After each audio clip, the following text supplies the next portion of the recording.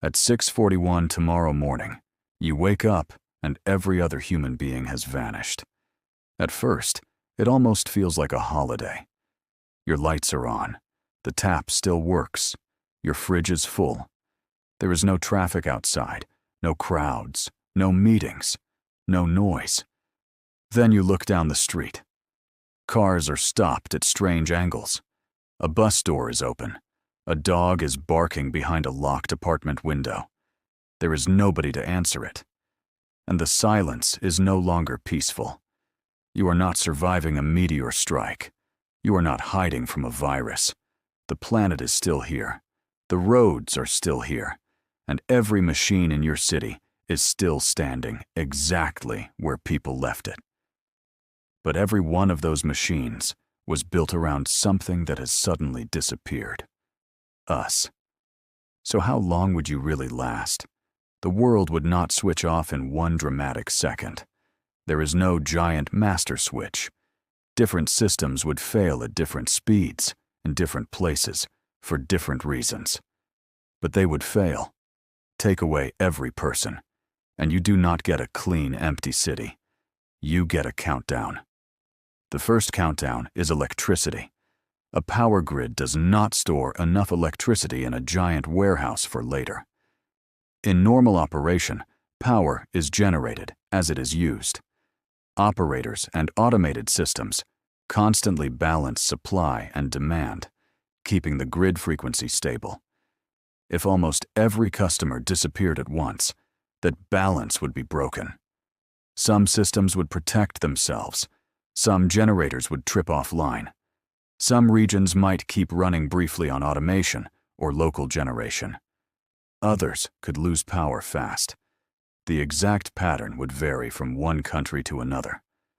But nobody would be left to repair faults or restart plants. By the end of the first day, darkness would begin spreading across the map. And when the lights go out, you discover how many things were actually powered by them. The elevator stops between floors. Automatic doors freeze. Phone networks become unreliable.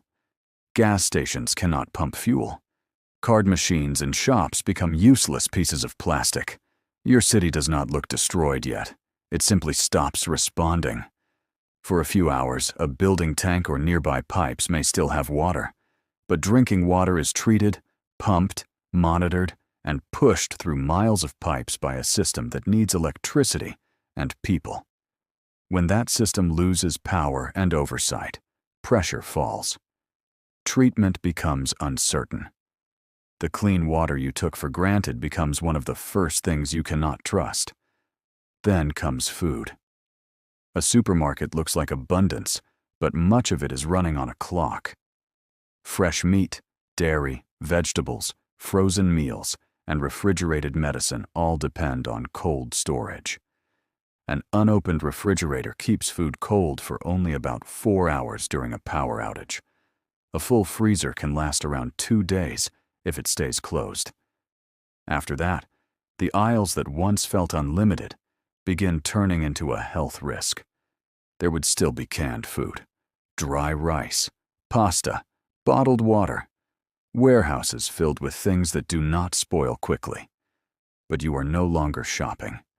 You are walking through the remains of a supply chain that cannot make another delivery. You would not be the only creature in trouble.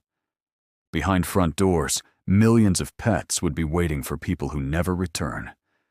Dogs would scratch at windows. Cats would search rooms that never open. Fish tanks would lose filters. Caged animals would have no way out. Some animals would escape. Many would not. The real beginning would be crueler and more uneven than movies suggest. Escaped dogs might form loose groups, but a pet does not instantly become a wolf. Domestic cats are already capable hunters, and in some places, they would put new pressure on birds and small mammals. Livestock would be stranded behind fences, dependent on water, shelter, and food systems that no longer exist. Wild animals could benefit in some places because traffic, hunting, and noise had stopped. But they would also inherit polluted sites, invasive species, and broken infrastructure. Nature would adapt rather than simply win. And while you are trying to find water and food, another problem is quietly unfolding beyond the city skyline. Nuclear power stations. This is the part where movies usually show every reactor exploding at once. That is not how it works. If a reactor loses electrical power, it can shut down automatically. Control rods stop the chain reaction. But shutting down fission does not make the fuel instantly cold. The fuel still produces decay heat and needs cooling. Nuclear plants are designed with multiple safety systems, backup power, and different operating procedures. Their risks would not all be the same. Some could remain stable for a while. It could be a patchwork of localized disasters, silent evacuation zones, and places you would need to avoid long after the cities around them had gone quiet. By now, the abandoned world is becoming hostile to someone used to modern life. You cannot call for help, order a part, or replace a broken tool. A simple cut can become dangerous.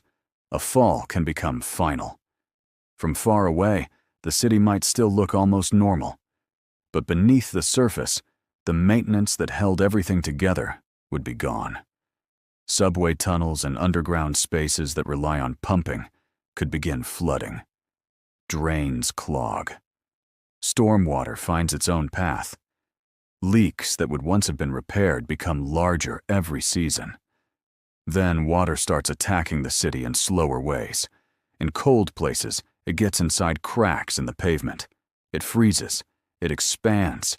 It melts. It returns. Every cycle pushes the crack a little wider. Roads fail first in small pieces. A pothole deepens. Rainwater reaches the steel inside concrete. The steel corrodes, expands, and forces the concrete apart from within. A city does not become a jungle overnight. It becomes 1,000 tiny failures that nobody stops. 10 years after the disappearance, some streets might still be recognizable. Other places could already be sinking, flooding, or cracking apart. Climate, construction quality, soil, weather, and local vegetation would decide the pace. There is no universal stopwatch for the end of a city, but there is no maintenance crew coming either. Seeds land in gutters. Roots find gaps in walls. Vines climb through broken windows.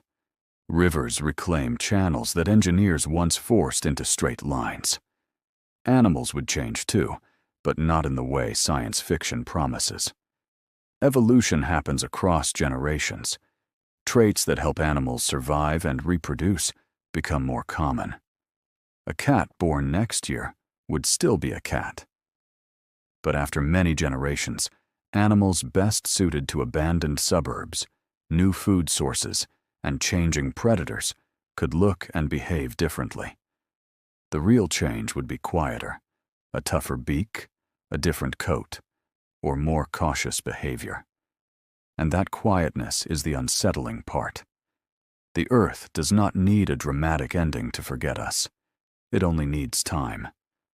After centuries, many buildings would be damaged beyond recognition.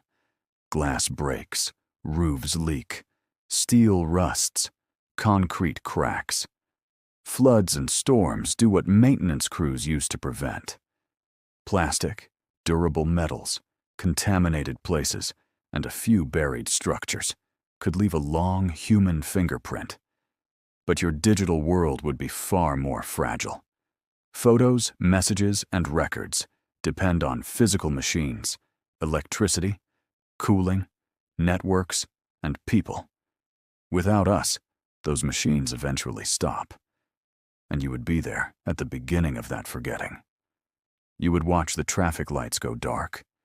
You would hear the last refrigerator stop humming. You would see the first weeds break through the road where thousands of people once hurried to work. The planet would not hate you or celebrate your disappearance. It would just continue. That might be the hardest part of being the last human. Not the hunger, not the silence, not even the danger. It would be realizing that the enormous, complicated world we built only feels permanent because billions of people wake up every day and keep it alive. Remove them, and civilization is not a fortress.